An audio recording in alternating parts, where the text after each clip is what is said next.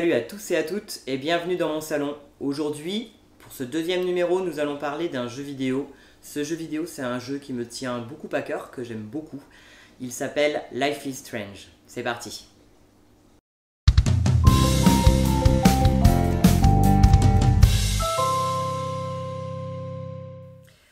Aujourd'hui, on va donc parler de Life is Strange. Life is Strange, c'est un jeu vidéo qui a été développé par Dontnod, qui est un studio de développement français, qui a été édité par Square Enix et qui est sorti à l'origine en 2015. C'est un jeu épisodique, c'est-à-dire qu'il est sorti à l'origine sous forme de chapitres, d'épisodes si on veut finalement, c'est un petit peu comme une série. Hein, c'est pas un jeu comme la plupart des jeux où quand on achète le jeu on a la totalité du jeu. C'est un jeu où on commence avec le premier chapitre et généralement ce qui se passe au moment de la sortie c'est que tous les mois ou tous les 2 mois il sort un nouveau chapitre, une nouvelle partie de l'histoire. Là l'histoire est terminée, donc actuellement en fait si vous achetez le jeu vous pouvez bien évidemment acheter la totalité des chapitres. C'est un jeu que j'ai choisi aussi parce qu'il est sur énormément de plateformes différentes. Il est facile d'y jouer parce qu'il est sorti sur PlayStation 3, il est sorti sur PlayStation 4, il est sorti sur Xbox 360, il est sorti sur Xbox One, il est sorti bien sûr sur PC, sur Mac, sur iOS et il sort, il me semble, cet été sur Android. Donc vraiment, voilà, il y a quoi? Il y a peut-être bien que la Switch, la Wii U, les consoles Nintendo sur lesquelles il n'est pas du tout sorti. Mais sinon, c'est un jeu facile à se procurer. J'ai pas les prix en tête, mais il n'est pas excessivement cher. Donc voilà pour la présentation un petit peu du titre. Et je vais vous mettre quelques images du jeu et en même temps, on va s'intéresser à l'histoire du jeu. Max, une jeune femme de 18 ans, suit des études de photographie dans la ville côtière d'Arcadia Bay, en Oregon. Cette petite bourgade est le lieu où elle a grandi, avant de déménager avec ses parents pour Seattle. Un jour, alors qu'elle est prise d'une vision d'une tornade détruisant la ville entière, elle se découvre le don de remonter le temps sur une courte période. Elle croisera le chemin de son amie d'enfance Chloé et se retrouvera à enquêter sur une mystérieuse disparition.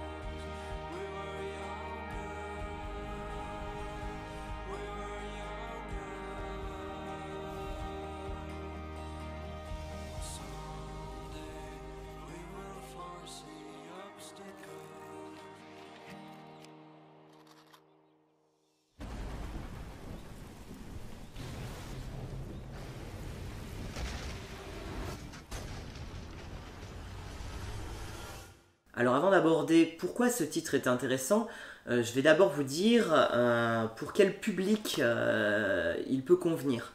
C'est quelque chose que je ferai toujours sur les jeux vidéo, parce qu'un titre évidemment de jeu vidéo, tout comme un film, tout comme un livre, ne convient pas à tout le monde. Pour le jeu, il peut y avoir plusieurs raisons. Pour un jeu vidéo, il peut y avoir par rapport à la violence dans le titre, il peut y avoir par rapport à la difficulté du titre, bien sûr, sa difficulté au niveau de son gameplay, au niveau de sa façon de jouer, et bien sûr il peut aussi y avoir comme raison l'histoire abordée, est-ce qu'elle va être comprise, est-ce qu'elle va être appréhendée à tous les âges. Ici non, elle ne va pas être appréhendée à tous les âges, clairement elle ne s'adresse pas aux enfants. Elle va s'adresser à partir de l'adolescence, quand on a une certaine maturité, quand les thématiques peuvent nous toucher, tout simplement. Donc avant, c'est pas la peine. Par exemple, ma plus grande, elle a 12 ans, évidemment, je ne vais pas lui faire jouer à Life is Strange, c'est pas adapté à son âge, clairement pas. Alors maintenant, pourquoi c'est intéressant? Alors c'est intéressant pour plusieurs raisons. D'abord, Life is Strange a un vrai style graphique. C'est pas une claque visuelle, c'est pas... alors dans le jeu vidéo, on parle souvent de jeux AAA, AA, c'est-à-dire en gros des jeux ultra blockbusters qui ont d'énormes moyens financiers et donc qui vont généralement être de grosses baffes techniques, c'est-à-dire où on va avoir des graphismes très impressionnants. Ici, c'est pas le cas. Ici, on n'a pas des graphismes ultra impressionnants, mais on a une direction artistique qui est vraiment très bonne.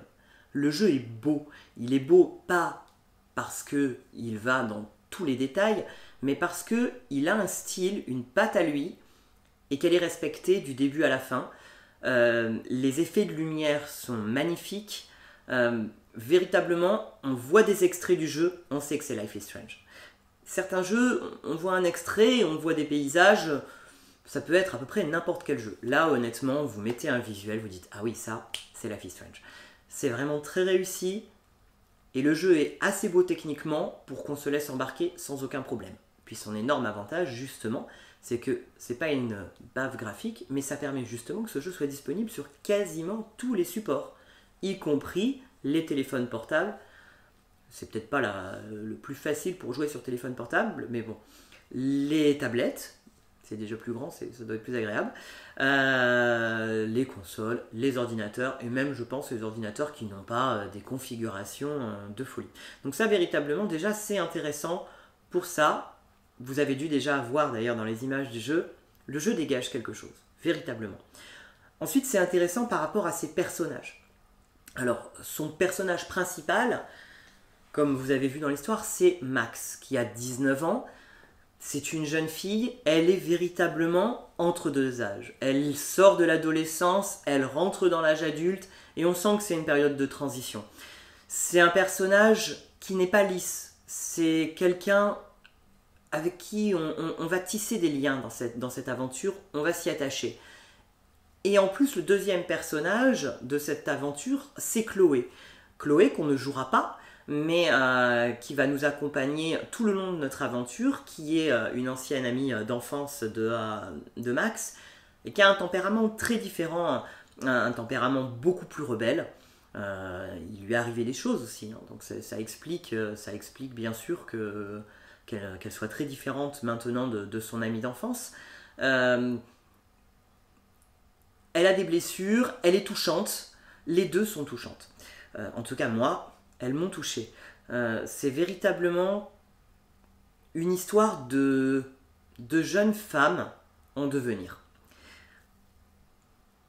Et ça, déjà, c'est bien. Et on peut peut-être pas le qualifier d'un jeu féministe, parce que je ne sais pas si les créateurs ont voulu cette étiquette.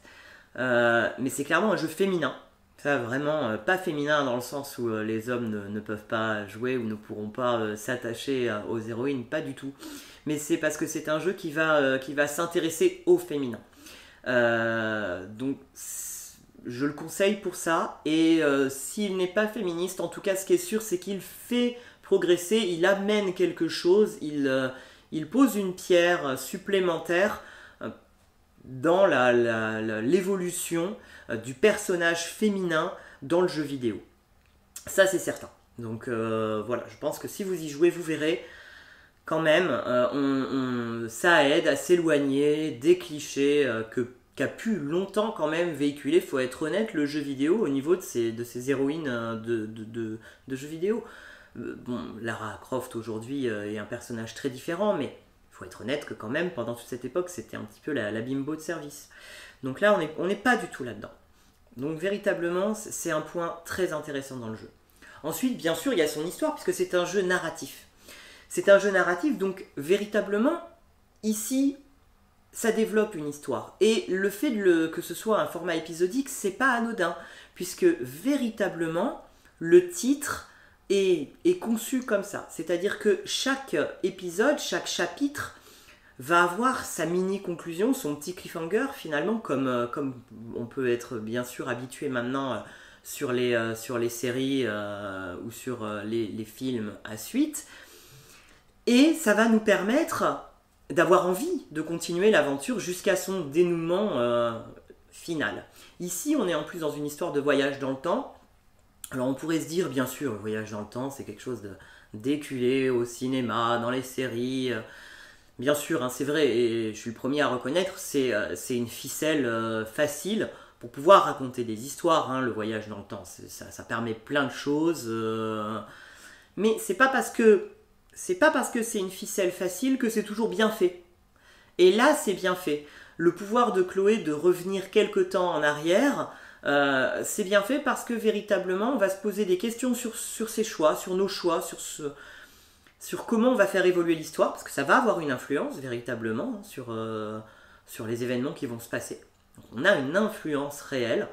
Alors on a une influence évidemment scriptée, puisque c'est quand même les développeurs qui ont décidé certains embranchements. Mais le fait d'avoir ce choix, ça crée des liens forts avec les personnages. Et parfois, j'ai des discussions avec des gens qui n'aiment pas les jeux narratifs.